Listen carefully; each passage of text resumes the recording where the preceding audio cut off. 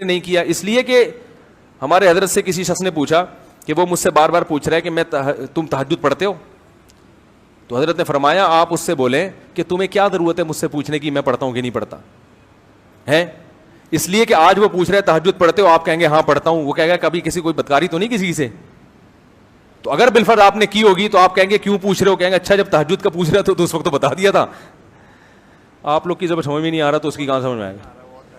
بھائی. وہ کہے گا جب تہجد کا پوچھا تو آپ نے بتایا ہاں پڑھتا ہوں, اور جب میں نے پوچھا کہ کوئی الٹا کام تو نہیں کیا زندگی میں, تو اب آپ کہہ رہے ہو مجھ سے کیوں پوچھ رہے ہو.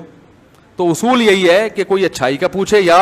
برائی کا, جو آپ کا پرسنل معاملہ ہے وہ کسی کے سامنے شو کرنے کی اجازت نہیں ہے. علماء نے یہاں تک کتابوں میں مسئلہ لکھا ہے کہ اگر حکومت نے آپ کو بلایا, بادشاہ نے, اب تو حکومت تو یہ کام کے لیے نہیں بلائے گی آپ کو, ان کو تو اس سے کوئی فرق نہیں پڑتا آپ کیا ہیں.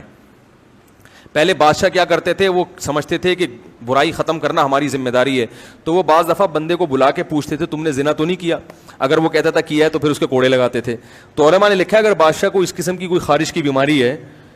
کوئی گواہ ہے نہیں, کوئی یا تو ہونا کہ لوگوں نے گواہی دی ہو, خود سے آ کے لوگوں سے تفتیش کر رہا ہے کہ بھائی تم نے یہ تو نہیں کیا, تو علماء نے یہاں تک لکھا ہے کہ اس شخص کے لیے جھوٹ بولنا